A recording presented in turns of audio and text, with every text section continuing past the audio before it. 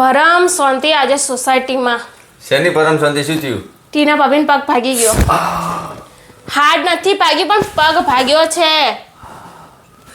તમને શું થાય આટલું બધું? એટલે પગ એનો પગનો દુખાવો મને થાય છે. તમે ચમ આટલા બધા ઊંચા નીચા થઈ રહ્યા હો, તમારો એનો પગ ભાગી ગયો.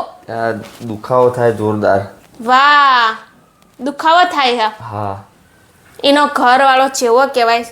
પેલા ડોક્ટરે 3 દિવસનું કીધું કે ધ્યાન રાખજો બૈરાની, અને ઓફિસ જતો રહ્યો. એનો ઘરવાળો સહેજ બાયલો અમે.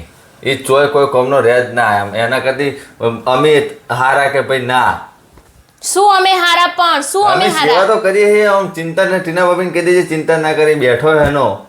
શું એનો બેઠો પણ? પાડોશી એનો પાડોશી બેઠો હા. પહેલો હગો પાડોશી હોય, પછી સગા સંબંધી હોય.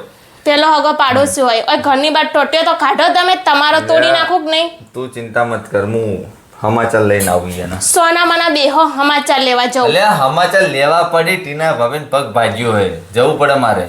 એમનો પગ ભાજ્યો ને તમારે સમાચાર લેવા હા, જાઉં. મારે જવું પડે. મારી સેવા કરો. ઈકણ સમાચાર લેવા નહીં જાઉં. એટલે તું ભાઈ તને ખબર ના પડે તો સમાચાર લેવા જવું પડે આપણે. હેડ તું હેડ આપવું હોય તો. ના, આપણે તમારે જવું જ નથી. હું સમાચાર લઈ આવીશ હમણાં મોડા જઈ. ભલે બેઠા રહો શાંતિથી. પગ ભાગી ગયો.